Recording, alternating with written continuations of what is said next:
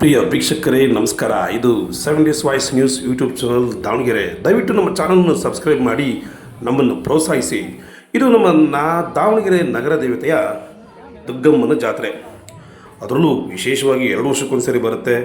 ಈ ಸಾರಿ ಇನ್ನೂ ವಿಶೇಷ ಏನಂತಂದರೆ ದಕ್ಷಿಣ ಕ್ಷೇತ್ರದಲ್ಲಿ ಬೈ ಎಲೆಕ್ಷನ್ ಮರುಚುನಾವಣೆ. ಅದರ ಪ್ರಯುಕ್ತ ಎಲ್ಲ ರಾಜಕೀಯ ನಾಯಕರುಗಳು ದಕ್ಷಿಣ ಕ್ಷೇತ್ರಕ್ಕೆ ದುಗ್ಗಮ್ಮನ ದೇವಿಯ ದರ್ಶನಕ್ಕೆ ಆಗಮಿಸುತ್ತಿದ್ದಾರೆ. ಎಂದಿನಂತೆ ಹೊನ್ನಾಳಿಯ ಮಾಜಿ ಶಾಸಕರಾದ ಜನಪ್ರಿಯ ರೇಣುಕಾಚಾರ್ಯ ಹಾಗೂ ಹರಪನಹಳ್ಳಿಯ ಮಾಜಿ ಶಾಸಕರು ಕರುಣಾಕರ್ ರೆಡ್ಡಿಯವರು, ಮಾಡಾಳ್ ಚನ್ನಗಿರಿ ಕ್ಷೇತ್ರದ ಮಾಡಾಳ್ ಮಲ್ಲಿಕಾರ್ಜುನವರು ಕೂಡ ದೇವಿಯ ದರ್ಶನ ತೆಗೆದುಕೊಳ್ಳೋದಕ್ಕೆ ಎಲ್ಲ ಒಟ್ಟಾಗಿ ಆಗಮಿಸಿದ್ದಾರೆ.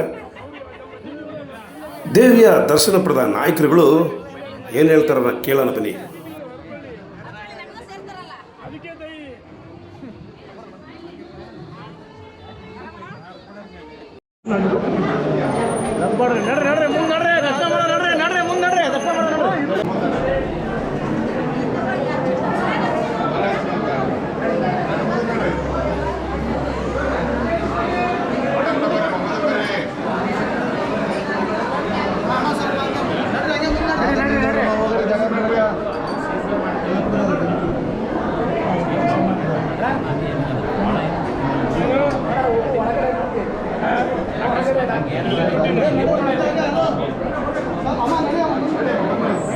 ನಗರ ದೇವತೆ ತಾಯಿ ದುಗ್ಗಮ್ಮಗೆ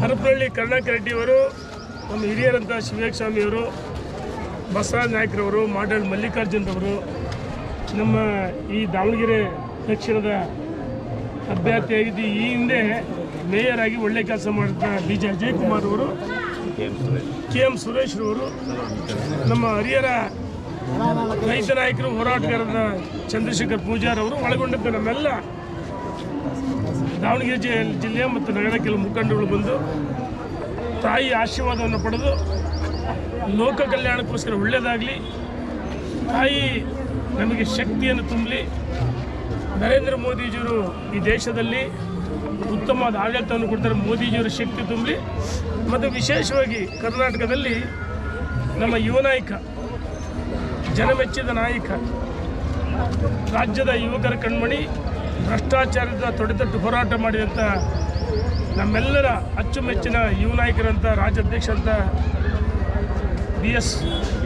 BY ವಿಜೇಂದ್ರವರಿಗೆ ತಾಯಿ ಆಶೀರ್ವಾದವನ್ನು ಮಾಡಲಿ. 2022 ವಿಧಾನಸಭೆ ಚುನಾವಣೆಯಲ್ಲಿ 150 ಸ್ಥಾನ ಬರಲಿ ಮತ್ತು ಅವರ ನೇತೃತ್ವ ಹೆಚ್ಚು ಭಾರತೀಯ ಜನತಾ ಪಾರ್ಟಿ ಪೂರ್ಣ ಪ್ರಮಾಣದಲ್ಲಿ ಅಧಿಕಾರಕ್ಕೆ ಬರಲಿ ಮತ್ತು ಲೋಕ ಕಲ್ಯಾಣಕ್ಕೋಸ್ಕರ ಒಳ್ಳೆಯದಾಗಲಿ ಅಂತೇಳಿ ಪ್ರಾರ್ಥನೆ ಮಾಡಿದ್ವಿ. ದಕ್ಷಿಣ ನೋಡೋಣ, ಈಗ ನಾವೆಲ್ಲ ಒಟ್ಟಾಗಿ ಒಂದಾಗಿ ಪ್ರಾರ್ಥನೆ ಮಾಡಿದ್ದೀವಿ. ಒಂದು ನಮ್ಮ ರಾಷ್ಟ್ರೀಯ ನಾಯಕರು, ರಾಜ್ಯದ ಅಧ್ಯಕ್ಷರು ತೀರ್ಮಾನ ಮಾಡ್ತಿದ್ದೀವಿ. ನಾನು ಒಂದೇ ಮಾತು ಹೇಳಿದೆ, ಟಿಕೆಟ್ ಘೋಷಣೆ ಮಾಡೋ ಅಧಿಕಾರ ನನಗಿಲ್ಲ. ಯಾಕಂದ್ರೆ ತಪ್ಪಾಗುತ್ತೆ, ನಾನೊಬ್ಬ ಸಾಮಾನ್ಯ ಕಾರ್ಯಕರ್ತ. ಆದರೆ ಸಹಜವಾಗಿ ದಾವಣಗೆರೆ ದಕ್ಷಿಣದಲ್ಲಿ ಕೆಲವೇ ಮತಗಳಿಂದ ಸೋಲನ್ನು ಕಂಡಿದ್ದರು. ನೋಡೋಣ, ಅವರಿಗೆ ನಾವು ಪ್ರಯತ್ನ ಮಾಡ್ತೀವಿ. ಆದರೆ ನಮ್ಮ ನಾಯಕರು ತೀರ್ಮಾನ ಮಾಡ್ತಾರೆ. ಟಿಕೆಟ್ ಘೋಷಣೆ ಮಾಡೋ ಅಧಿಕಾರ ನಮಗಿಲ್ಲ.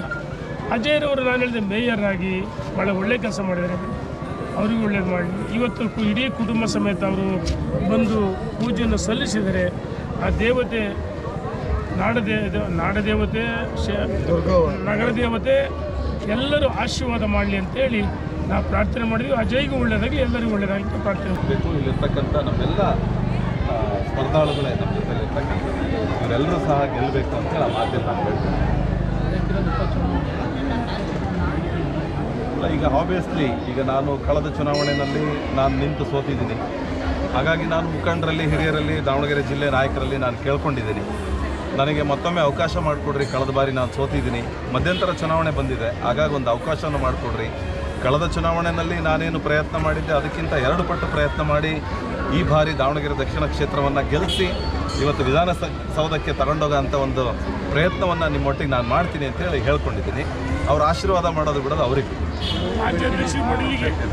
ಪಕ್ಷದ ತೀರ್ಮಾನ, ಪಕ್ಷದ ಮಡಿಲಿಗೆ ಹಾಕಿದ್ದೀನಿ. ಅವ್ರೇನು ತೀರ್ಮಾನ ಕೊಡ್ತಾರೋ ಅದನ್ನು ಪಾಲಿಸ್ತೀನಿ. ದಾವಣಗೆರೆ ವಿಧಾನಸಭಾ ಕ್ಷೇತ್ರದ ಅಭ್ಯರ್ಥಿ ಆಯ್ಕೆಯಾಗಿ ನಮ್ಮ ರಾಜ್ಯ